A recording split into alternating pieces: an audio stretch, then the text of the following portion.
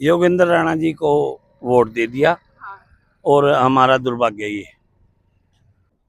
नमस्कार, मैं हूं सोनिया बहुत। आप देख रहे हैं न्यूज टुडे इंडिया लाइव तस्वीरें। इस वक्त आप न्यूज टुडे इंडिया पर देख रहे हैं असंध से सालवन रोड की तस्वीरें। और आपको बताना चाहेंगे ये वो रोड है जो कि असंध से रिफाइनरी जाता है, पानीपत जाता है। चाहे मैं बात करूं असंध से चलकर सालवन, कुछ लोगों से बातचीत करने की कोशिश करेंगे इस रोड के बारे में। आखिर सालों पुराना ये रोड की हालत आज भी इतनी खस्ता क्यों है?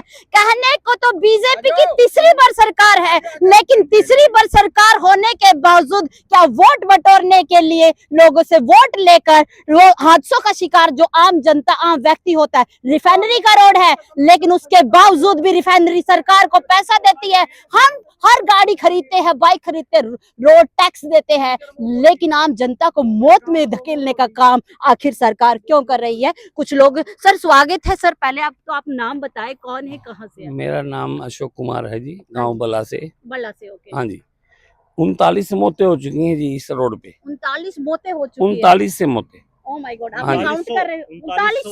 39। 39। हाँ जी। और सिर्फ सड़क और के गड्ढों के लिए। हाँ, बहुत बार हादसे हुए हैं, हर दिन ठीक है जी। खबर आती है। लेकिन योगेंद्र राणा, हाँ, जो हमारे एमएलए बनाए हुए हैं, ये हमारा दुर्भाग्य है कि वो एमएलए बन गए। नहीं तो जी ये रोड कुछ और होता था।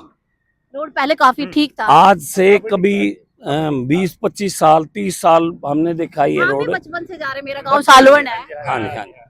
ये रोड एक नंबर होता था, लेकिन आज बीजेपी सरकार है और उसके बावजूद ये रोड की हालत है। तो आप ये डेली गुजरते हैं? कभी कभी आपका आना जाना होता है? नहीं जी, हम तीसरे दिन गुजरते।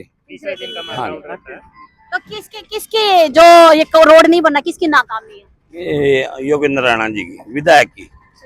हाँ जी। देखो जी, मेरा नाम संदीप मान है, मैं गांव बड़ा से हूँ। सबसे पहले आप लोगों का स्वागत है। आप जो ये काम कर रहे हो बहुत ही बढ़िया काम कर रहे हो, क्योंकि गवर्नमेंट के कानों पे चूनी रेंग रही है। आम जनता वहां तक बात नहीं पहुंचा पा रही है, आप लोगों के माध्यम से वहां बात जा रही है। तो सबसे पहले तो आप लोगों का बहुत बहुत धन्यवाद इस बात के लिए। लेकिन ये रोड की जहाँ तक बात है ना, ये रोड का टाइमिंग जो हम लगाते थे पहले 15 से 20 मिनट का भले का हम अराउंड रखते हैं, लेकिन अब हमारे को पौन घंटा लगता है। मुझे सालवन जाने में आधा घंटा लग जाता अपनी गाड़ी से। तो जी एक सबसे पहले हम कोई भी व्हीकल लेके आते हैं नया वाला, उसकी वजह से क्या होता है, सबसे पहले उसकी खस्ता हालत होती है। बिल्कुल बिल्कुल। उसकी वजह से फिर एक्सीडेंट होते हैं। राइट। तो हमारा लॉस दोनों तरीके से है, पूंजी भी बर्बाद हो रही है, व्हीकल भी बर्बाद हो रही है, जान भी जा रही है। ठीक है जी। और इस चीज के लिए बीजेपी बिल्कुल ही जीरो है। जिसका डंका बजता है रोड बनवाने के लिए, बीजेपी वहां पे बिल्कुल ही जीरो है इस टाइम पे। क्योंकि आपने हाईवे तो बना दिए हैं, लेकिन लोकल जो रास्ते हैं उनको लोकल नहीं कह सकते, इसको लोकल नहीं कर सकते। रिफाइनरी का रोड मेन है, मैन स्टेट। ये स्टेट हाईवे जी, जो NH-44 को सिर्फ ससूरी मार्ग को कनेक्ट करता है। और तेल के व्हीकल और गैस के व्हीकल यहाँ से आप वेस्टर्न अपने पूरे साउथ हरियाणा का तेल यहाँ से जाता है, राजस्थान तक, अम्बाला तक का ऑयल यहाँ से जाता है। और ये मेन सड़क, इसकी हालत देख लो। परसों मेरे गाँव दुबेडी का रहने वाला हूँ मैं, एक जवान लड़के की मौत हुई, गाड़ी का एक्सीडेंट हो गए, उसको बाहर निकाला। 2-3 मौतें आप सबको पता ही आसपास है। दुपेडी छोटे अड्डे के पास बिल्कुल मौत हुई। गाड़ी गोली का लड़का था, खेत के अंदर उसकी गाड़ी की चली गई। अच्छा, अब आप ये हालत देखो, ये जब तक नहीं बनती, कम से कम विधायक निधि से कम इतना पैसा लगा कि ये जो मेन रोड है ये तो कम से कम गड्ढे तो भर दे, कम से कम ये गड्ढे भर दे, आदमी कम से कम व्हीकल आराम से निकाल ले। आगे सीजन का टाइम आ गया जी। अब देखो आप, एक से पूछूंगी, मैं सबसे पूछूंगी। आदमी वहां तक ले जाने में आधा घंटा खराब कर देता है।